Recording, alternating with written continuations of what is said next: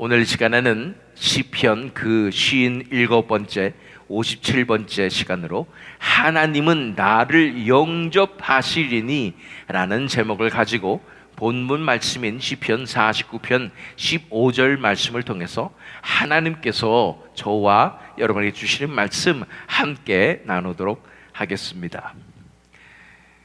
이 시대는 물질 만능주의의 시대라고 사람들이 이야기합니다. 여러분들이 물질 만능주의라는 말을 들었을 때 긍정적인 생각이 드시나요? 아니면 부정적인 생각이 드시나요? 아주 부정적인 생각이 드실 것입니다. 물질이면 모든 것이 다 가능하다라는 그런 주의라는 것이죠. 그런데 사실상 지금 이 시대를 살아가고 있는 현대인들은 말은 그렇게 하지 않아도 그러한 생각을 가지고 살아가는 것 같습니다. 왜냐하면 우리 실제적으로 삶의 현실을 경험해 봤을 때 돈이 없으면 아무것도 못하고 또 돈만 있으면 뭐든지 다 할 수 있는 시대가 왔기 때문입니다. 그리고 그 현상은 점점 더 심각해지는 것입니다. 이것을 통해서 알 수 있는 것은 정말 말세가 가까이 왔구나 하는 것을 알 수가 있는 것입니다. 항상 이렇지는 않았습니다. 기억하실지 모르겠지만 불과 몇십 년 전만 해도 사람들이 자기가 돈이 많다는 것을 드러내놓고 자랑하기는 쉽지 않았습니다. 그냥 쉬쉬하고 몰래 숨겨서 자기네들끼리만 즐기고 그랬던 것이지요. 그런데 지금은 돈 많다는 것이 자랑이고 대놓고 자랑하고 또 즐기는 모습들을 보게 되는 것입니다. 점점 물질 만능주의가 되고 있는 이 세상 가운데 이제 그 뜻은 뭐냐면 적그리스도의 세상이 되고 있다는 증거이며, 제가 수차례 말씀드린 바가 있습니다. 다른 것이 666표가 아니라 바로 이 돈이 666표다 이렇게 말씀드린 적이 있습니다. 우리는 신앙생활하면서 이런 말을 많이 들어봤을 것입니다. 지갑이 회개해야 진짜 회개하는 것이다. 맞는 말입니다. 왜냐하면 그것이 뭐 교회에다 헌금을 다 바쳐라 이런 말이 아니라 우리가 물질로부터 자유해져야 진정한 믿음인 것입니다. 더군다나 이 세대는 돈 없으면 세상에서 아무것도 할 수 없는 세대이기 때문에 더욱더 이러한 참 믿음을 찾아보기 힘든 것입니다. 정말로 물질로부터 자유한 하나님 한 분만 의지하는 믿음을 찾아보기 힘들다는 것이지요. 이렇다고 해서 이 세대가 이렇다고 해서 크리스천들이 타협하거나 또는 포기해서는 안 됩니다. 성경 말씀대로 살아야 하고 성경 말씀대로 믿음을 가져야 하는 것입니다. 그래야 이 마지막 시대에 우리가 순수한 믿음을 지켜내서 하나님의 백성으로 살아갈 수 있고 결국은 천성으로 나아갈 수가 있게 되는 것입니다. 어떻게 해서든 우리를 올가매고 있는 이 돈의 권세로부터 자유케 되어야 하고 전적으로 하나님만을 의지하는 참 믿음으로 나가야 할 줄로 믿습니다. 오늘 본문 말씀을 통해서 어떻게 우리가 이 물질로부터 자유케 될 수 있는지에 대해서 함께 살펴보기를 원합니다. 오늘 우리가 살펴볼 시편 49편은 역시 계속해서 우리가 시편 제2권을 살펴보는데 시작이 고라자손의 시부터 시작했는데 지금까지도 계속 고라자손의 시입니다. 그런데 이 시편 49편은 특이한 것은 시편이라는 생각보다는 읽고 있으면 좀 더 잠언이나 전도서에 가깝다라는 느낌이 드는 것입니다. 이 지혜 문학이라는 장르에 속하게 되는 것입니다. 우리가 1절로 3절 말씀 먼저 읽어볼까요? 뭇 백성들아 이를 들으라, 세상의 거민들아 모두 귀를 기울이라. 귀천 빈부를 막론하고 다 들을지어다. 내 입은 지혜를 말하겠고 내 마음은 명철을 작은 소리로 읊조리리로다. 이렇게 봤을 때 이 지혜의 말씀을 하는 것을 알 수가 있는 것입니다. 인생의 지혜에 대해서 이야기하고 있고 어떻게 인생을 지혜롭게 살 수 있을 것인가에 대해서 말하고 있는 것입니다. 그런데 그 주제가 바로 무엇이었냐면 바로 물질에 관한 것입니다. 돈을 의지하면 망한다라는 지혜인 것입니다. 우리 6절로 8절 말씀 읽어보면 자기의 재물을 의지하고 부유함을 자랑하는 자는 아무도 자기의 형제를 구원하지 못하며 그를 위한 속전을 하나님께 바치지도 못할 것은 그들의 생명을 속량하는 값이 너무 엄청나서 영원히 마련하지 못할 것임이니라. 이 말씀은 우리가 새벽 예배 때 하이델베르크 요리문답 하면서 살펴본 구절이기도 합니다. 뭐냐면 그 누구도 물질을 가지고 자기 형제의 죄값을 대신 내줄 수가 없다는 것입니다. 뿐 아니라 그 누구도 자기가 돈을 열심히 벌어서 자신의 죄값을 치를 수도 없다는 것입니다. 돈을 아무리 벌어봤자 그 돈 벌면서 그것이 우리의 생명을 구원할 수도 없고 그것이 우리에게 영생을 줄 수도 없다고 말씀하시는 것이며, 또 우리 죄악의 값이 너무나 크기 때문에 아무리 많은 돈이 있어도 다른 사람을 속량해 줄 수가 없다고 말씀하고 있는 것입니다. 예전에 제가 말씀드린 적이 있는 것 같지만 2012라는 영화가 있었죠. 2012라는 영화에서 온 세계가 홍수로 다 잠길 때에 현대판 노아의 방주의 그 티켓 값이 얼마였냐면 1 빌리언이라고 했나요? 1,000만 달러 정도 됐다는 것입니다. 그런데 그것을 부자들은요, 그것을 재산을 굉장히 상당한 부분일 텐데 그걸 내고 노아의 방주 티켓을 사가지고 살려고 하는 것을 보게 되는 것입니다. 그럴 수 있지 않겠습니까? 천하보다 귀한 것이 사람의 목숨 아니겠습니까? 내가 지금 돈이 아무리 많아도 전 세계가 다 멸망하게 생겼는데 내가 그 방주 티켓 값을 전 재산을 들여서라도 사야지 이렇게 생각하지 않겠습니까? 그런데 그렇게 살면 또 얼마나 오래 살 거예요? 그 정도 돈 벌었으면 다들 나이가 있는 분들인데 그 방주 티켓 사고 또 얼마나 더 살 거예요? 그런데 그거 계산할 필요도 없어요. 내가 전 재산 지금까지 돈 벌었던 것이 다 내 목숨값으로 들어간다 할지라도 그렇게 하겠다는 거예요. 실제적인 내 목숨과 관련된 일이라면 지금 내가 물질을 벌고 있는 이 모든 것이 얼마나 사실은 그렇게까지 중요하지 않다는 사실을 알게 되는 것입니다. 목숨이 중요하고 생명이 중요하고 영생이 중요한 것입니다. 자, 그럼에도 불구하고 마치 현대는 내가 돈이 없으면 죽을 것 같이 그렇게 사람들을 몰아가고 그래서 돈에 절절거리면서 그렇게 돈만을 위해서 살게 만드는 것이 지금 이 세상의 현실이라는 사실을 우리가 알아볼 필요가 있는 것입니다. 자, 10절 11절 말씀 읽어보면 그러나 그는 지혜 있는 자도 죽고 어리석고 무지한 자도 함께 망하며 그들의 재물은 남에게 남겨두고 떠나가는 것을 보게 되리로다. 그러나 그들의 속 생각에 그들의 집은 영원히 있고 그들의 거처는 대대에 이르리라 하여 그들의 토지를 자기 이름으로 부르도다. 결국은 지혜 있는 사람도 어리석고 무지한 자도 함께 망하고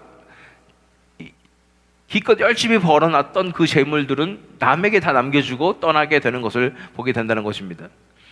사람이 죽고 나면은 그 재물이 어디로 갈 것인가 많은 사람들이 관심이 있죠. 자녀들도 관심이 있고 국가도 관심이 있고 이러다 보니까 아주 복잡한 과정을 다 거쳐서 다 남겨두고 떠나는 것입니다. 우리는 이제 나이가 어느 정도 들게 되면은 죽음에 대해서 생각을 하지 않을 수 없는데 그럼에도 불구하고 내 마음 깊숙한 곳에는 그래도 내가 언제 죽을지언정 계속 살 것 같은 거예요. 그래가지고 놓지를 못하고 있는 거예요. 내가 이 재물을 꽉 붙잡고 내가 누리고 있는 것을 꽉 붙잡고 못 놓고 있는 우리의 현실을 바라보길 바랍니다. 그들의 속생각에 그들의 집은 영원히 있고 그들의 거처는 대대에 이르리라 하여 내가 천년만년 누릴 수 있을 것만 같은 거예요. 바로 그 직전까지 가기 전까지는 우리가 우리는 금방 누구나 다 죽을 것이고 우리도 죽음을 대비해야 되고 뭐 이런 생각하지만 사실상 마음속 깊숙한 곳에 놓지 못하게 되는 것입니다. 영원히 있을 것만 같은 거예요. 더군다나 그들의 토지를 자기 이름으로 부르도다 라고 말하고 있습니다. 특별히 우리 한국 사람들은 땅이 중요하잖아요. 그래서 땅을 사고 땅이 내 소유가 되고 이런 것이 얼마나 또 중요합니까? 그런데 이스라엘 백성들에게는 자기 이름으로 된 땅을 살 수가 없었죠. 왜냐하면 땅은 다 하나님 것이니까. 사실 그 시스템이 하나님 나라 시스템이죠. 온 땅이 다, 지구가 다 하나님 것이기 때문에 우리는 하나님한테 빌려 쓰면 되는 거예요. 그 땅도 빌려서 쓰고, 그리고 희년이 되면 49년 지나면은 또 되돌려서 다시 돌려드리고, 이렇게 하면 올바른 시스템인데, 이거 내 거라고 생각해가지고 그 토지는 무조건 내 거라고 내가 옮겨주고 있는 이런 것들이 우리를 얽매이게 하는 것들이라는 것 사실을 바라봐야 하는 것입니다. 이 모든 경제가 무너져도 부동산은 그래도 망하지 않고, 주식이 무너져도 뭐 금값이 떨어져도 땅은 우리가 붙잡고 있으면 살 수 있다, 뭐 이런 뭔가 안정감을 가지려고 하는지도 모르겠어요. 그런데 이거 땅은 하나님 것입니다. 내 것이라고 내가 붙잡고 있는 나는 이 물질을 통해서 나를 통제하고 나를 조종하고 있는 이 어둠의 세력에 얽매일 수밖에 없다는 사실을 알아야 하는 것입니다. 이렇게 살면 어떻게 되느냐? 12절 13절 말씀, 사람은 존귀하나 장구하지 못하며 멸망하는 짐승 같도다. 이것이 바로 어리석은 자들의 길이며 그들의 말을 기뻐하는 자들의 종말이로다. 젤라. 여기서 개역 개정 성경이 사람은 존귀하나 그래가지고 헷갈리게 번역을 했지만, 다른 번역들을 살펴보면 이 땅에서 존귀함을 받아도, 이 땅에서 잘 나가도 라는 뜻이에요. 그러나 영원하지 못하다는 거예요. 멸망하는 짐승 같다는 것입니다. 이 땅에서 뻥뻥뻥거리고 잘 살려고 물질을 추구하면서 그렇게 열심히 살아봤자 이제는 그것이 영원히 가지 못하고 금방 끝난다는 것이고, 멸망하는 짐승 같다고 말하는 것입니다. 이것이 바로 어리석은 자들의 길이며 그들의 말을 기뻐하는 자들의 종말이로다. 그것을 기뻐하고 그렇게 살려고 했던 모든 사람들의 종말이 다 이렇다는 것입니다. 한마디로 짐승같이 물질에 잡혀서 살면 어둠의 권세, 사망의 권세에 얽매여서 결국 사망으로, 죽음으로, 멸망으로 나아가게 된다고 말씀하고 있는 것입니다. 그 뒤에 말씀 14절 말씀 읽어보면, 그들은 양같이 수월에 두기로 작정되었으니 사망이 그들의 목자일 것이라. 정직한 자들이 아침에 그들을 다스리리니 그들의 아름다움은 소멸하고 수월이 그들의 거처가 되리라. 한마디로 그들에게 작정된 것은 이 땅에서 영화를 누리고, 이 땅에서 내가 조금 더 편안하게 살아보려고 하고, 이 땅에서 내가 손해보지 않으려고 하고, 이 땅에서 좀 누리려고 했던 모든 것들이 나에게 다 backfire, 다 이것이 다시 이 화살이 나한테 돌아와가지고 그것만큼 나는 더 많은 고통과 영원토록 멸망과 심판을 당하게 된다는 것입니다. 그것이 하나님 나라의 법칙이에요. 예수님께서 왜 부자와 나사로의 비유를 들으셨겠어요? 이 땅에서 그렇게 물질에 얽매여서 물질을 추구하며 물질이 동기가 돼서 살아가면 그만큼 누린 만큼 영원토록 고통받는다고 말씀하시는 것입니다. 이게 진실이고 이것이 우리가 깨어나야 할 현실이라는 사실을 알아야 됩니다. 곧 닥칠 현실이에요. 예수님은 언제 오실지 어떻게 알아요? 우리가 또 언제 죽을지 어떻게 합니까?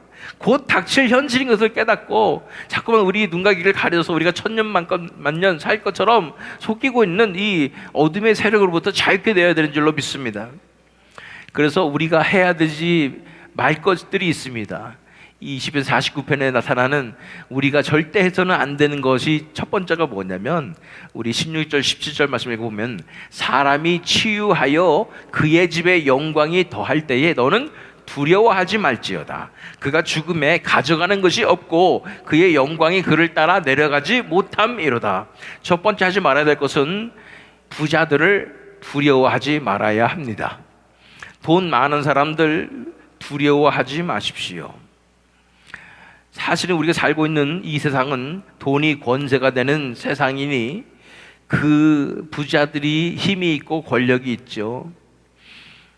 저는 잘 모르지만 사회생활 저는 많이 해보지는 않았잖아요. 물론 해봤습니다만, 또 목사님들 사이에서도 뭔가 이런 정치적이고 사회생활 뭐 이런 게 다 있습니다. 교회 안에서도 마찬가지고요. 그래서 제가 지켜보니까 이렇더라고요. 한국 문화가 딱 이렇더라고요. 누구랑 이게 다 같이 밥 먹으러 갔는데 그러면은 누가 쏘는 거죠. 그러면은 그 밥 사는 사람이 발언권이 있더라고요. 그 식사 자리에서 그 사람 말을 다 들어주더라고요. 사람들이 다 치켜 세워주고 그러면 이 사람들은 신나가지고 인생 얘기를 썰을 풀기 시작하는 것입니다. 자기 잘난 얘기를 막 해요. 그러면 사람들이 막 박수 쳐주면 좋아하면서 그러면 얻어먹는 사람들은 맞장구 쳐주면서 이 사람 눈치 보면서 기분 좋게 만들어주고 뭐 이렇게 하더라고요. 어딜 가든 돈이 많은 사람들은 뭔가 어깨가 펴져 있고 사람들이 다 뭔가 이렇게 이 경외하는 마음으로 보고 또 뭔가 권력을 누리려고 하는 모습들을 보게 됩니다. 우리가 하지 말아야 될 것, 우리 마음속 깊숙한 곳에서 돈 많은 사람들 두려워하지 마십시오. 두려워할 것이 뭐가 있겠습니까? 두 번째는 18절 19절 말씀 읽어보면 그가 비록 생시에 자기를 축하하며 스스로 좋게 함으로 사람들에게 칭찬을 받을지라도 그들은 그들의 역대 조상들에게로 돌아가리니 영원히 빛을 보지 못하리로다. 그렇게 해서 생시 자기 자신을 프라우드하게 여기면서 그렇게 자부심을 가지고 또 사람들이 자기를 인정하고 축하해주고 뭐 이런 모든 과정들을 지나게 될 때 두 번째 우리가 하지 말아야 될 것은 이 돈 많은 사람들 부러워하지 말아야 합니다. 부러워하면 지는 거다라는 우리 현대의 명언이 있지요. 근데 우리는 크리스천으로서 대놓고 부러워한다고 말은 못하지만 사촌이 땅을 사면은 굉장히 배가 아프고 누가 뭐 로또라도 맞았다고 그러면은 굉장히 부러워하고 누가 돈 많이 벌었다 좋은 데 취직했다 뭐가 대박 났다 이러면은 굉장히 부러워하는 우리 마음이 있지 않습니까? 이것이 증거입니다. 내가 물질에 사로잡혀 있다는 증거이고 내가 물질에서 자유롭지 못하다는 증거가 되는 것입니다. 이런 마음이 들 때 우리 자신을 솔직하게 들여보고 깨달아야 합니다. 내가 아직도 물질에 붙잡혀 있구나. 그래서 두 번째 하지 말아야 될 것은 돈 많은 사람들 부러워하지 마십시오. 그게 좋은 게 아니에요. 성경 말씀에서 말하잖아요. 돈 많으면 이 세상에 누리면 아주 불리하게 작용합니다. 우리가 이 세상에 누렸던 그 삶이 이 영원한 삶에서는 아주 불리하게 작용한다는 사실을 바라보게 될 때 우리는 영원한 삶을 바라보고는 사는 크리스천으로서 그거 어떻게 더 좋을 수가 있겠습니까? 그렇게 이 세상에서 떵떵거리며 누리는 삶이 뭐가 그렇게 좋겠어요? 이렇게 살면 어떻게 된다고 20절 말씀 보니까 존귀하나 깨닫지 못하는 사람은 멸망하는 짐승 같도다. 짐승 같은 삶을 살게 되고 멸망하게 된다는 것입니다. 우리는 그들을 두려워하거나 부러워하지 말아야 합니다. 근데 우리가 해야 될 것은 무엇입니까? 그러면 그들을 불쌍히 여겨야 해요. 그게 진실이에요. 이게 크리스천의 태도입니다. 측은히 여기고 동정하는 눈으로 쳐다보셔야 됩니다. 돈 많은 사람들, 권력 누리는 사람들, 유명한 사람들, 이 세상에서 잘 나가는 사람들 볼 때 그 사람들 존경하거나 두려워하거나 부러워하는 눈으로 절대 보지 마시고 그들을 불쌍한 눈으로 아이고 저렇게 살아서 어떡하나 아주 동정하는 눈빛으로 바라볼 줄 알아야 하는 것입니다. 우리 새미든 장로교는 안 그런 줄로 알고 있지만 교회에서 재물이 많은 사람들을 두려워하거나 부러워하는 경우가 너무나 많습니다. 참 교회는 재물이 많은 사람들을 불쌍히 여기는 교회가 참 교회입니다.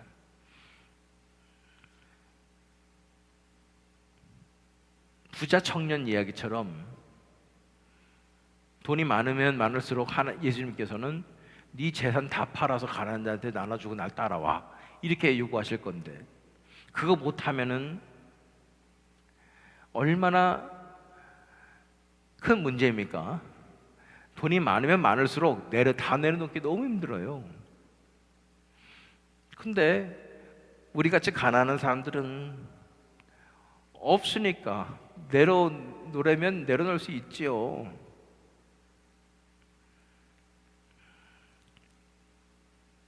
무엇을 부러워해야 합니까? 무엇을 두려워해야 합니까? 우리는 사람을 의지하지 않습니다. 물질을 의지하지 않습니다. 하나님 한 분만을 의지하는 것입니다. 정말로 우리 시각이 바뀌길 원합니다. 세상에서 성공하는 사람들, 잘 나가는 사람들, 돈 많은 사람들, 정말로 우리가 불쌍히 여기는 교회가 되기를 원합니다. 물질로부터 자유케 되는 것의 의미는 무엇입니까? 물질이 더 이상 내 삶을 조종하지 못한다는 얘기예요. 세상이 돈으로 나를 더 이상 위협할 수 없다는 얘기입니다. 내가 더 이상 돈을 두려워하지도 않고 돈이 나를 좌지우지 못한다는 것입니다. 그리고 그 돈이 더 이상 나에게 그 어떠한 동기도 되지 못한다는 것입니다. 나는 더 이상 돈과 상관없는 삶을 산다는 것입니다. 그 말은 내가 돈 하나도 쓰지 않고 벌지도 않고 완전히 그렇게 산다 이런 말이 아니라 돈과는 상관없는 삶을 산다는 얘기예요. 돈이 나를 좌지우지 못합니다. 하나님께서 나를 인도하신다는 것입니다. 돈이 있든지 없든지 무슨 상관이에요, 내 인생에. 이렇게 살아야 자유케 되어야 구원받는 거 아니겠습니까? 마지막 시대에 정말로 마지막 시험은 바로 이 물질의 시험이라고 저는 믿습니다.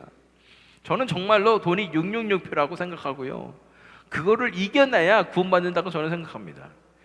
요한계시록 14장 11절 12절 말씀입니다. 그 고난의 연기가 세세토록 올라가리로다. 짐승과 그의 우상에게 경배하고 그의 이름표를 받는 자는 누구든지 밤낮 쉼을 얻지 못하리라 하더라. 성도들의 인내가 여기 있나니 그들은 하나님의 계명과 예수에 대한 믿음을 지키는 자니라. 물질에 휩쓸려 가면 우리는 코가 깨어서 끌려갑니다. 그러나 자유케 되어서 온전히 자유케 된 사람들은 내가 이 돈이 없으면 매매도 하지 못하고 이 세상에서 경제활동도 못하고 살 수 없는 것 같은 그런 핍박과 조롱과 이 모든 것이 다가오더라도 예수 그리스도만 의지하며 예수만 믿음으로 끝까지 믿음을 지키는 자들이 구원받는다고 말씀하여 주시는 것입니다. 이렇게 물질로부터 자유케 되어서 오직 하나님만을 의지하는 자들이 천국으로 나아갈 수 있다고 말씀하신 것입니다. 이것이 진짜 믿음이에요. 하나님을 신뢰하는 자들만이 이렇게 살아낼 수 있다는 것입니다. 자, 오늘 본문 말씀 15절 말씀 읽겠습니다. 그러나 하나님은 나를 영접하시리니 이러므로 내 영혼을 수월의 권세에서 건져내시리로다. 셀라. 돈 많고 자랑하고 자기 스스로를 의지하고 돈을 위해서 살아갔던 모든 사람들에 대한 그 모든 악담이 다 49편에 들어있다면 단 한 구절, 그러나 하나님을 의지하는 나에게는 하나님께서 나를 영접해 주신다고 말씀하시는 것입니다. 하나님께서 천국으로 인도해 주신다고 말씀하는 것입니다. 내 영혼을 수월의 권세에서 건져내시리로다 말씀하는 것입니다. 이 마지막 세대의 이 물질의 유혹과 물질의 압력을 다 이겨낸 사람들에게는 어떤 일이 벌어집니까? 요한계시록 3장 5절 말씀, 이기는 자는 이와 같이 흰 옷을 입을 것이요 내가 그 이름을 생명책에서 결코 지우지 아니하고 그 이름을 내 아버지 앞과 그의 천사들 앞에서 시인하리라. 끝까지 견뎌내고 믿음을 지키는 자들은 승리하고 영생을 얻고 천국에서 높임을 받고 하나님 앞에 칭찬받을 줄 믿습니다. 우리가 이런 삶을 어떻게 살 수가 있을까요? 어떻게 물질로부터 자유한 삶을 살 수가 있고, 어떻게 우리가 이 험난한 세상 가운데서 돈에 좌지우지 되지 않고 살 수가 있겠습니까? 자유케 될 수가 있겠습니까? 그것은 우리의 능력이 아닌 바로 예수 그리스도 한 분만을 의지함으로 가능한 것입니다. 예수님께서 그 삶을 살아내셨기 때문에 예수님을 바라보고 예수님을 따라가며 예수님께 인생을 내어드릴 때 그 삶이 우리 가운데 가능해지는 것입니다. 예수님께서 어떤 삶을 사셨습니까? 예수님께서 사셨던 삶은 가장 낮은 자리에 임하셔서 가난한 나사렛 지방의 목수로서 사셨습니다. 그리고 공생애를 시작하셔도 유명한 선생이 되어서 떵떵거리며 누리고 살 수 있으셨지만 제자들을 위해서 계속 돌아다니시면서 머리 둘 곳 없는 그런 삶을 사셨지요. 누가복음 9장 58절 말씀, 예수께서 이르시되 여우도 굴이 있고 공중의 새도 집이 있으되 인자는 머리 둘 곳이 없도다 하시고, 그 예수님의 삶이 바로 하나님의 나라에 속한 자의 삶임을 바라보십시오. 이것이 사랑과 정의를 이루시는 하나님의 나라의 문화이며 하나님께서 원하시는 그 삶이라는 것을 우리가 바라볼 줄 알아야 하는 것입니다. 이것이 하나님께서 원하시는 아름다운 삶임을 바라보시기를 바랍니다. 이 세상에서는 지지리도 가난하고 고생하고 고난받는 것 같지만 우리 시각이 바뀌어서 하나님 나라의 시각으로 봤을 때 이것이 정말로 아름다운 삶이며 이것이 정말로 내가 원하는 삶이며 내가 사모하는 삶이라는 그 마음의 변화가 일어나야 할 줄 믿습니다. 그랬을 때 예수님께서 산상수훈에서 하신 이 말씀이 정말로 가슴 와닿게 현실로 다가올 줄 믿습니다. 마태복음 6장 31절로 33절 말씀입니다. 그러므로 염려하여 이르기를 무엇을 먹을까 무엇을 마실까 무엇을 입을까 하지 말라. 이는 다 이방인들이 구하는 것이라. 너희 하늘 아버지께서 이 모든 것이 너에게 있어야 할 줄을 아시느니라. 그런즉 너희는 먼저 그의 나라와 그의 의를 구하라. 그러면 이 모든 것을 너희에게 더하시리라. 이게 크리스찬의 삶이에요. 내가 어떻게 하면 먹을 수 있을 것인가, 어떻게 내가 굶어 죽지 않을 수 있을 것인가, 어떻게 살아남을 수 있을 것인가, 이거 고민하고 있는 건 이방인들이 하는 것이고 이 세상에 속한 자들이 하는 것이라고요. 그렇게 살아서는 이 물질에 얽매여서 마지막 시대에 믿음을 지킬 수가 없다는 것입니다. 마지막 때에 사탄은 분명히 물질을 공격할 거예요. 경제를 무너뜨릴 거예요. 그래서 많은 크리스천들을 다 멸망을 이끌려고 할 것입니다. 오직 먼저 그의 나라와 그의 의를 구하며 이 물질로부터 완전히 자유케 되어서 하나님만 의지하고 사는 사람들만 살아남을 것입니다. 믿으십시오. 하늘 아버지께서는 우리에게 필요한 것이 무엇인지를 정확하게 알고 계십니다. 내가 대책을 강구하는 게 아니라 나는 하나님의 나라만을 구하며 하나님 품 안에 하나님 나라에 있을 때 하나님께서 우리를 도와주시고 하나님께서 대책을 마련해 주셔서 우리에게 기적을 베풀어 주시는 그 삶을 살아가야 하는 것입니다. 내 삶의 주도권이 내가 아니고 내 삶의 해결자도 내가 아니고 하나님께서 내 삶을 주도하시며 하나님께서 해결하시는 그 삶으로 나아가야 끝까지 믿음으로 승리할 수 있는 줄 믿습니다. 믿으십시오. 너희는 먼저 그의 나라와 그의 의를 구하라. 그리하면 이 모든 것을 너희에게 더하시리라. 이 물질의 공격과 시험, 마지막 때 이 시험에서 승리해야 할 줄 믿습니다. 이 시편의 고라자손의 고백처럼 보면서 15절 말씀 우리가 다 함께 한 목소리 읽겠습니다. 시작. 그러나 하나님은 나를 영접하시리니 이러므로 내 영혼을 수월의 권세에서 건져내시리로다. 셀라. 하나님만 나 영접하시면 되는 거잖아요. 하나님이 나 받아주시면 되는 거잖아요. 하나님이 나를 안아주시면 되는 거잖아요. 하나님께서 잘하였다 착하고 충성된 종이라고 말씀해 주시면 되는 거 아니겠습니까? 이것을 믿음으로 정말로 하나님 나는 정말 다 내려놓습니다. 죽을 것 같아도 내가 정말 절벽에서 뛰어내리는 것 같은 그런 결단이지만 내가 하나님 품에 안깁니다. 내가 죽을 것 같아도 물질을 다 내려놓고 하나님께 온전히 내 삶을 내어드립니다. 맡겨드립니다. 하나님께서 나를 구원하여 주시옵소서 라고 나올 때 하나님께서 영접하여 주시고 받아주셔서 잘하였다 착하고 충성된 종아 하늘의 영광을 누리게 하시며 예수 그리스도와 왕노릇하게 하시는 그 하나님 나라의 유업을 물려주시는 놀라운 은혜를 받아 누리시는 저와 여러분 되시기를, 또한 이 새믿음 장로교 되기를 예수 그리스도의 이름으로 축원합니다.